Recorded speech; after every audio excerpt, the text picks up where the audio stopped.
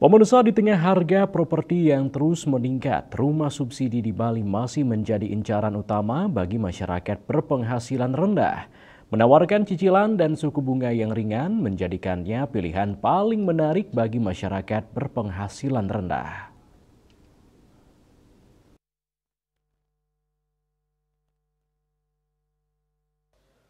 Keterbatasan opsi hunian yang terjangkau membuat program rumah bersubsidi pemerintah menjadi satu-satunya jalur realistis bagi banyak keluarga untuk memiliki tempat tinggal sendiri. Untuk di Bali, rumah subsidi menjadi incaran masyarakat berpenghasilan rendah untuk memiliki rumah. Bahkan kuota rumah subsidi di Bali selalu cepat habis terjual.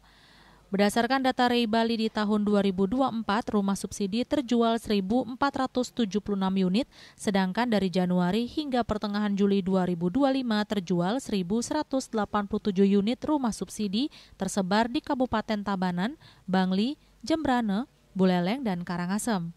Memiliki rumah bersubsidi syarat relatif mudah dengan cicilan dan suku bunga ringan menjadikannya pilihan menarik bagi masyarakat berpenghasilan rendah. Masyarakat berpenghasilan rendah sangat bergantung pada program ini. Rumah subsidi bukan sekedar investasi, tetapi kebutuhan dasar untuk stabilitas ekonomi keluarga. Rumah subsidi kan untuk masyarakat MBR ya, masyarakat berpenghasilan rendah, agar bisa juga memiliki rumah pertama. Subsidi itu hanya dikasih untuk rumah kepemilikan pertama.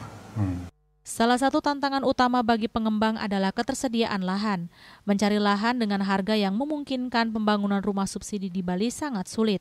Terutama di wilayah perkotaan seperti Denpasar dan Badung, pembangunan biasanya terfokus di daerah pinggiran atau kabupaten lain seperti Tabanan, Singaraja, atau Jembrane, di mana harga tanah relatif lebih rendah. Yana, Bali TV.